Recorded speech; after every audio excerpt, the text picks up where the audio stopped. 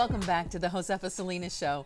We've been having a lot of fun today learning about KEARTH 101's air personality, Renee Taylor. She has certainly had some highs and some lows in life. So Renee, we just got done talking about a definite valley in your life.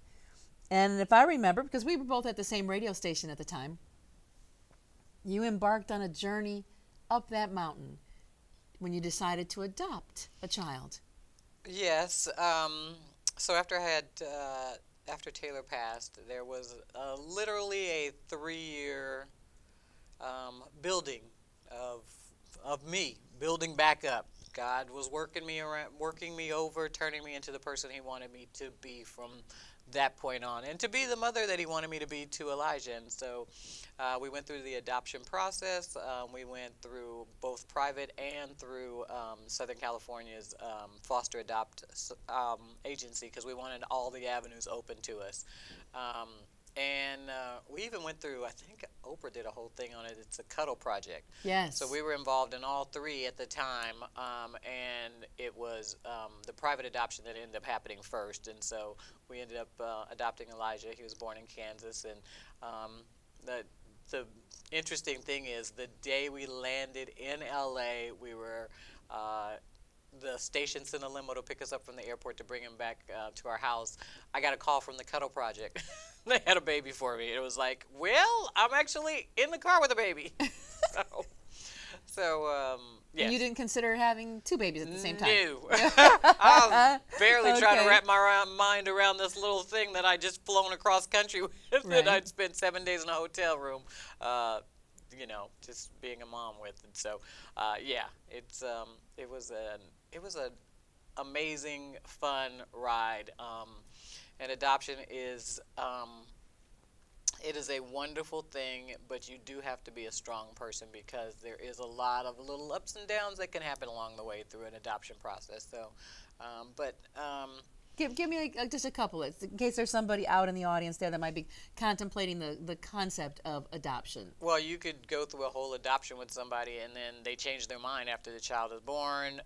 You could get halfway through the halfway through the process, and the mom decides she wants to keep her baby. Anything can happen. You could find out there's medical issues that you didn't know anything about, that you have to make that decision.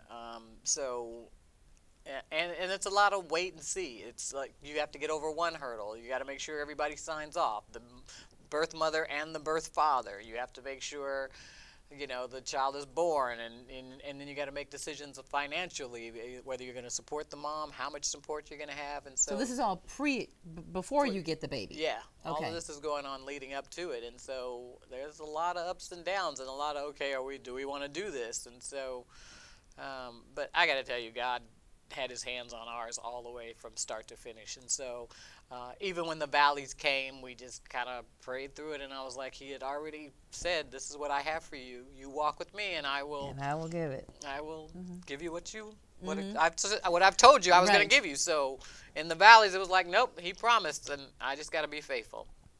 And Elijah, how old is Elijah now? Elijah's 11, about to be 12 in January. He's in the 6th grade. He is an amazing, smart kid who loves basketball, but recently told me he's going to be a marine biologist. So I'm like, all right. All right, that's okay. Yeah, I love it. Well, we've kind of instilled, you can let basketball carry you through college, but you're going to have a career in something else. Right, definitely have a plan B. Yes.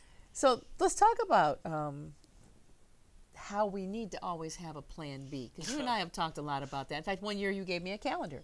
There was the plan B, having a plan B for Christmas. And so you became a mom. Was there ever a time when you said, maybe I should just stay home and be a mom and not do radio? No, I wasn't built that way. I didn't even know I was built for motherhood until it happened. So I've always been built for a career, and I've loved radio and always have done radio. And so that's just been very much who I am, as well as, you know, a mom, a sister, a friend, a wife, yeah. So all of that is just a part of who I am, and never could be a stay-at-home mom. I value mothers that do that. That's amazing. My mom did that with 6 kids, and so that I just knew that wasn't what I wanted to do. So we both experienced an incredible valley when they, called us all into a room and said, hey, sorry, we're dissolving the radio station. None of you have jobs anymore. Yeah. And we all just kind of packed our stuff up and left and went home and sat down and said, geez, what now? Right.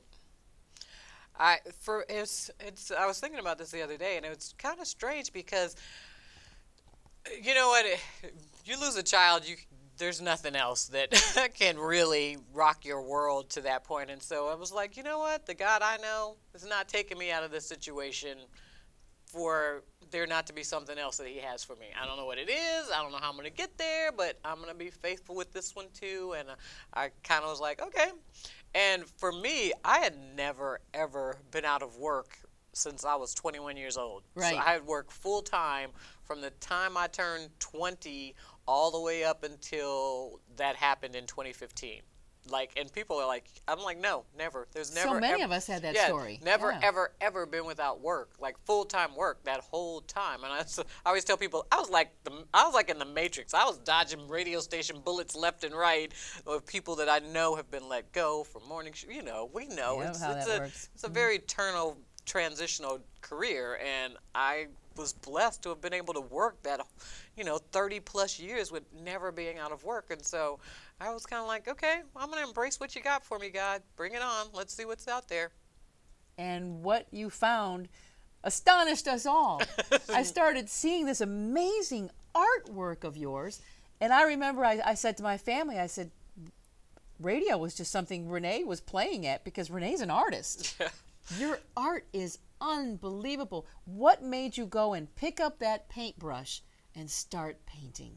Well, I lost my job, and within a month, I ended at our church's women retreat, and they offer these workshops in this down period. And so I went to the workshop on art because I was like, I'm supposed to go shopping, God. And there's an outlet down in because it's an Arrowhead. I'm like, I'm supposed to go to the outlets. I'm supposed to go to the movies. And he was like, nope, I want you in that paint shop. Really? Money spending? No. So I went to that workshop and I was painting, and it wasn't a masterpiece, but something clicked. Like, I could do this. I like this. This is something. And my dad is a sculptor. His brother was a painter. I come from an artistic family, and my mom says all of us have it in us. We just never stopped to tap into it. And I had a job. I had a career. I didn't need to tap into it. And so I just started exploring it, and got into a group with 6 women, and we just started doing art and finding out what God had for us. We have to show the audience because I actually have a piece that I got from you at your I think it was one of your first things. My first art sale. And it was so beautiful. I wanted to bring it and show it to everyone. This is an example of Renee's work. It's amazing. So amazing. And I think you've got a couple of pieces here too that you want to show. Let's tell everybody so that they can see your work. This is one of my favorites. And then the record. This is one of my favorites just from being in the music business. Here's this one where she's taken a record and turned it into a painting.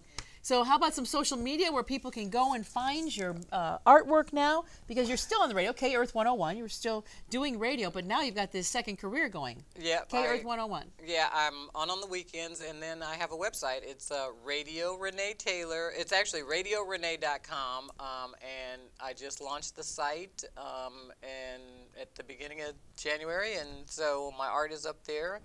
And it's a lot of art. It's all different kinds. This is just a small sample of what's up there. It's jewelry, and it's letters, and it's just so much different stuff. I've just loved exploring and taking it in different directions. So, well, congratulations on a new career. Yes. An amazing career. You've got an incredible career in radio.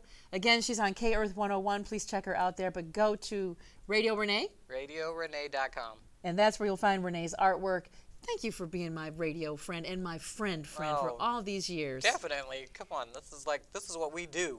This is what we do, and we're doing it on the Josefa Salinas Show. Thank you so much for being with us. I can't wait to share more with you.